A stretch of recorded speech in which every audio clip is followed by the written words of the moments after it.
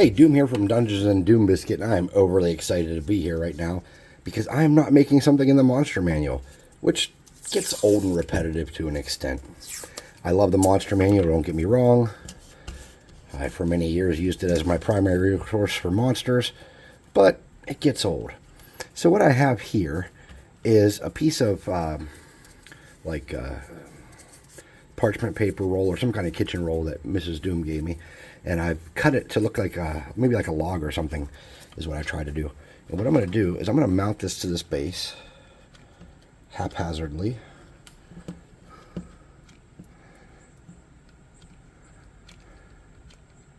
And just let it kind of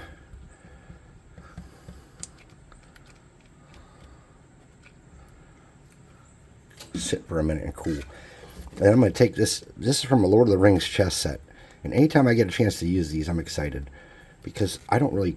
They're so big, I don't, scale-wise, get a lot of opportunities. So I want his head. So if you watch me at all, or you've seen some of my videos, I talk about... I run my own game. I don't use D&D anymore. I do the game called Tomorrow Comes Doom. And Tomorrow Comes Doom is essentially a...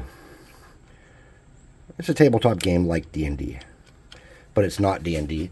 It has its own rule system, and you can block and parry and counter, and you can make your spells from scratch. There's no spell list per se. Basically, you just have a set of rules you use to modify types of magic and make your own spells. And it's just something that I just developed for my friends and family over the years. And the first time I played it, it was like a modern thing where I couldn't find a good rule set I liked. And then I just kind of kept developing it from there. So, you know, it's mine. There's nobody else involved. It's like a me thing. I made it.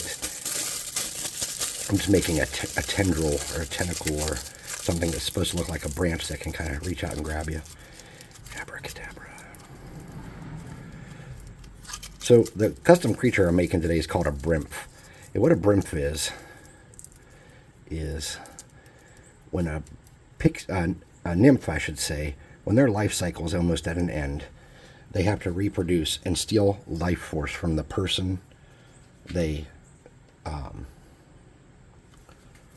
breed with. And they create an offspring if it's with a mortal. But if it's not with a mortal, they don't necessarily create an offspring.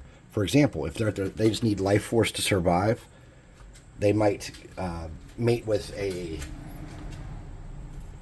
brownie or a goblin or whatever. Well, a Brymph is what happens when they mate with a brownie. And a Brymph is actually a pretty rare occurrence in my world. What it is when they mate with a brownie, they actually only have a 10% chance of creating a spawn. And predominantly, they're not going to. They could, but they're generally not going to be a thing. When they do create one, the Brymph is a fey being of pure magic that's inherently corrupt and evil, like most Fae in my worlds are. And they adapt to the first magical thing they encounter. So, the Brymph in my campaign, unfortunately for the party, the first thing he encountered was a mimic.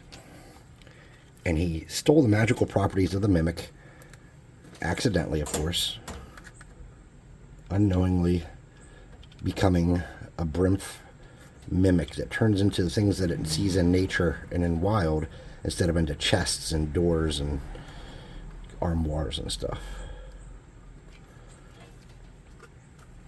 And that's okay. You know, making custom enemies can be fun. It can be challenging. It can be something that adds a new layer to your game.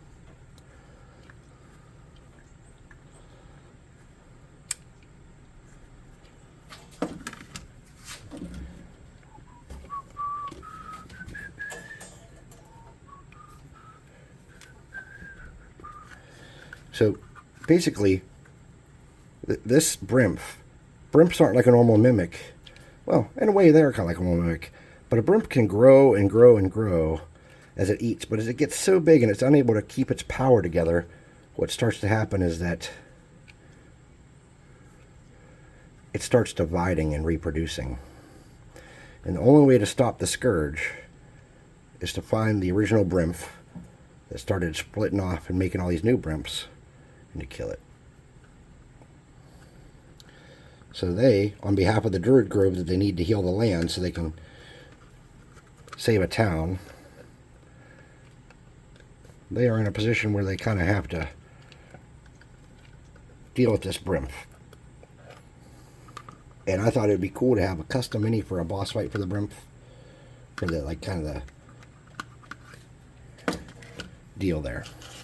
Alright, so for the inside part, I need a torso. And the Brymph is wearing this outer shell. It's part of him, but it looks more like a snail situation. So what I want to do is create a torso that can go in there. And I'm just going to get some tinfoil to make that. And then I'm going to give him a head and some arms. So to make the torso, and to make sure that it's sturdy, I'm just going to fold up some tinfoil into a kind of a lumpy ball here. And I'm going to create a rough torso shape, like that I can build off of. And then I'm just going to cover this in glue and shove it down in here like that. Okay. And then I'm going to kind of get it in, fill it in somewhere. I'm going to let that sit.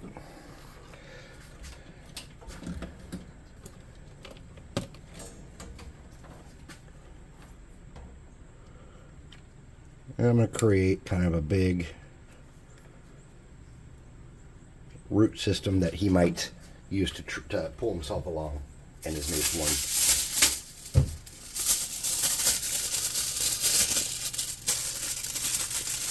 And all I'm doing is rolling up some tin foil, twisting it up to make the root system that he uses to move himself.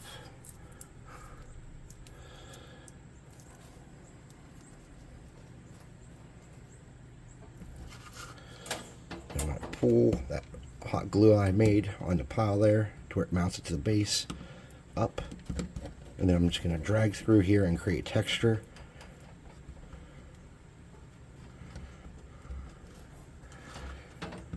And then all this spot where it dried real solid and smooth, I'm just going to come back and do something similar.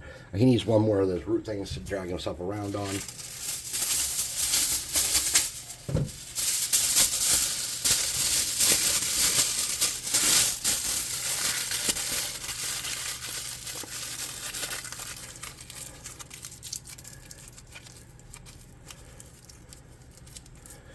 And I don't want them to be necessarily symmetrical.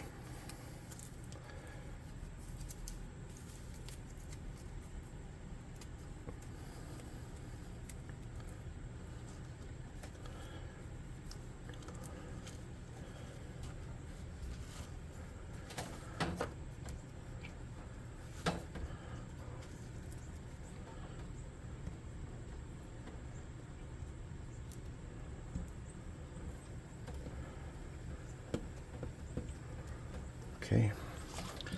Now these front ones, we can kind of bend around and put them touching the ground too, as if they're helping him crawl as well.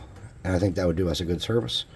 I'm going to do that, and I'm just going to drag that around to hold it in place. I'm going to drag this one too. Kind of bend that one down as well.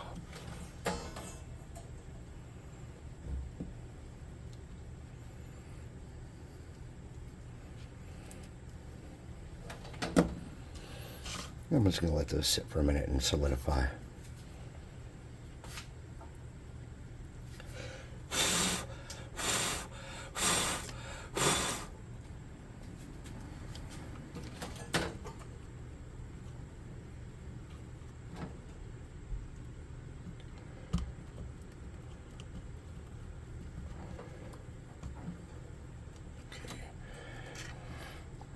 I'm just going to come and drag some glue in here, filling up gaps. I'm trying to make this look like tree bark as much as I can.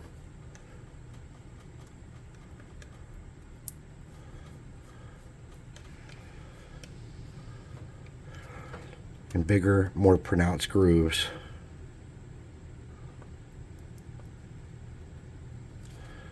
will help do that. I'm also going to squirt some glue up underneath here and let it pull out of there.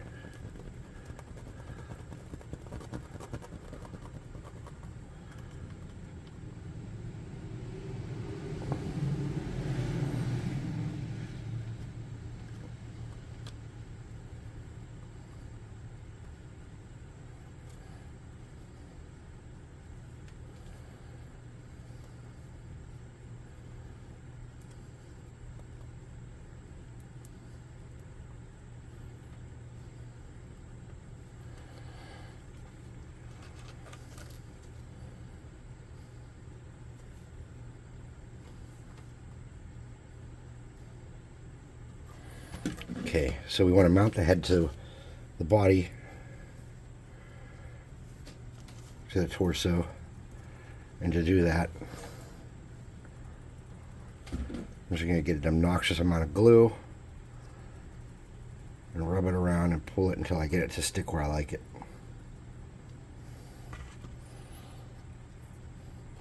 I don't have anything to use for arms yet because I didn't plan a head too big.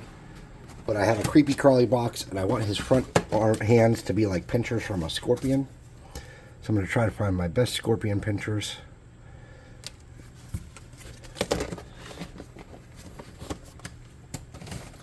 And I'm just going to make arms. And to make the arms,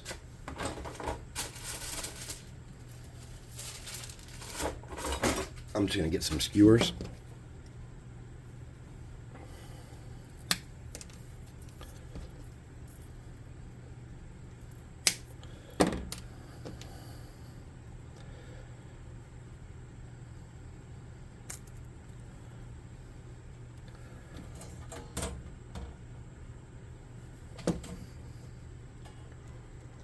You want to drag that around, kind of shove it in some, so it'll be sturdy.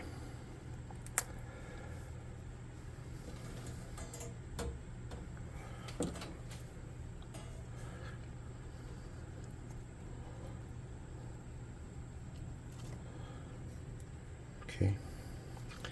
Then I'm going to add some girth to his arms. That one's a little lower than I want it to be. So I'm just going to put it, oh, I broke it off. Hold on. Bent it too much. There we go. I'm going to raise it up some and get it more in line with the other side.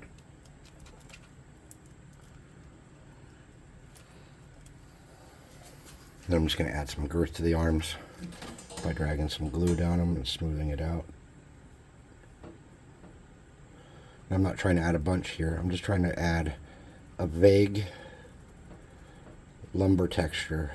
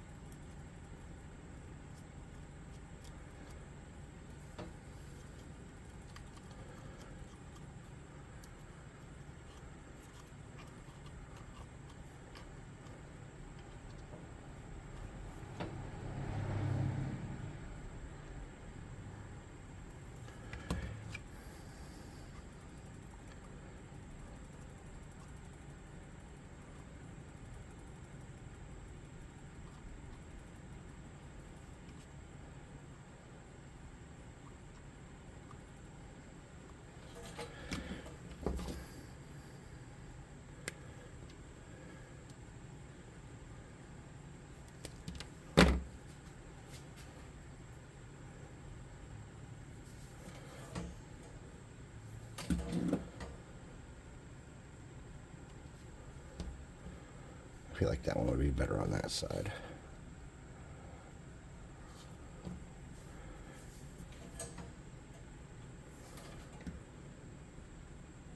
I'm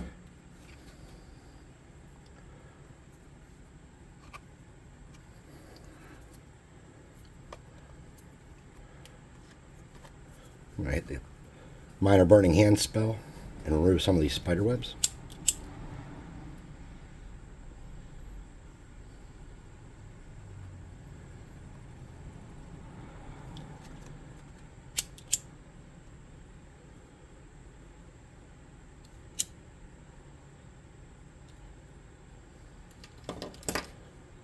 Okay.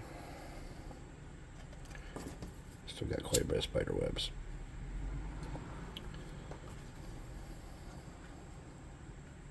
Alright, everything seems mostly sturdy. I am going to come back in here and make sure I get some more texture on these arms. And just drag them up onto the base, the body more. I'm going to drag that wood texture out onto the claw some. I say wood texture, who knows what it's going to look like when I'm done. It might end up looking stupid. But the good news is, I didn't buy anything to make this. It's all stuff I had, so.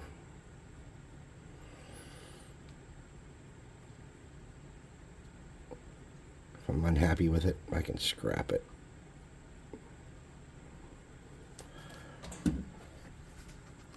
But I think I might be okay with it.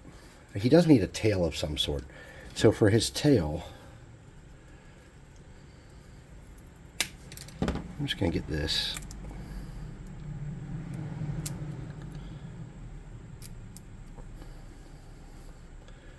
I don't know how I want his tail to be. Maybe like that. I don't know. I'm just going to get this. I'm going to run some glue along it.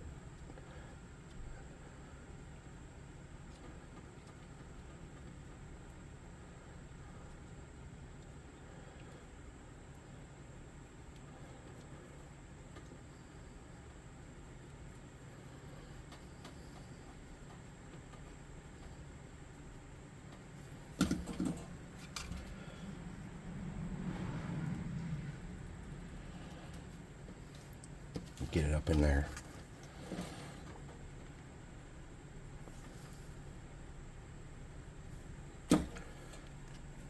And I got some more spider webs I got to deal with on his back and side here.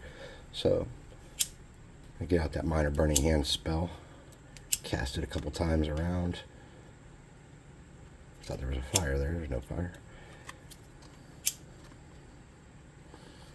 Alright, so for his base, it's got to have like flock and stuff because he's got a lot going on here. So what I think I'm going to do is just get some Mod Podge and a cheap brush.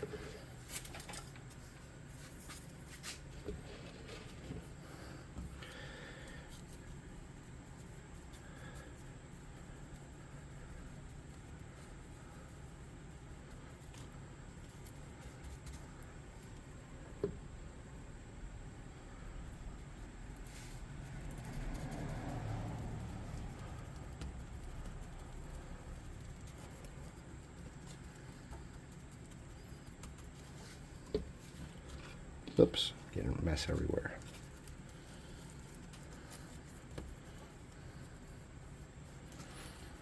A lot of web moving around on the base there. That's okay. A lot of spider webs.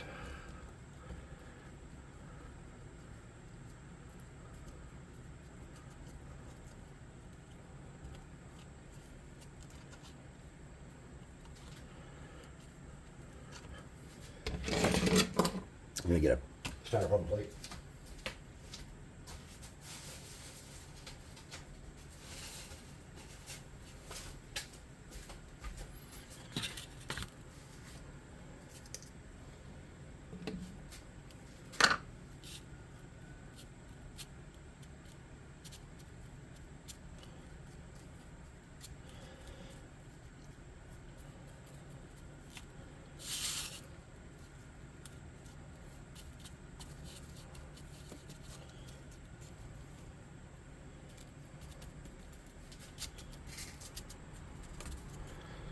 All right, first I'm going to get some sand.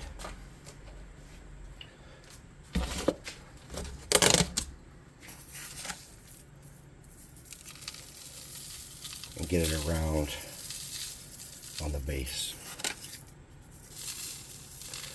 I didn't mean to get it up on the shoulder like I did, but I did, and it's done. So I have areas here that I didn't really want this to be, and got them there, and that's okay. Mistakes happen. Perfection, no matter what anybody says, is not a prerequisite to a perfect craft. I'll put that sand away.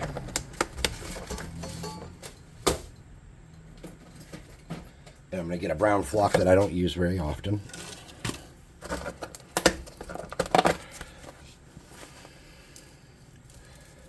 And I'm going to get it in the rest of the places where I had that glue.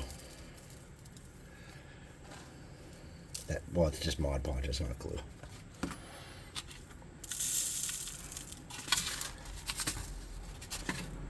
And that's how I'm going to do him and his base. So, the goal of this guy is that he is a Fey type aberration, pretty much. And we'll paint him up when I come back on part 2. Thanks for watching. Please like, subscribe, share, hit the notification bell icon. Comment, check out the website, buy some minis. That'd be sick. We would like that a bunch. And see you next time. Join the Discord, hang out with us and such. And be cool.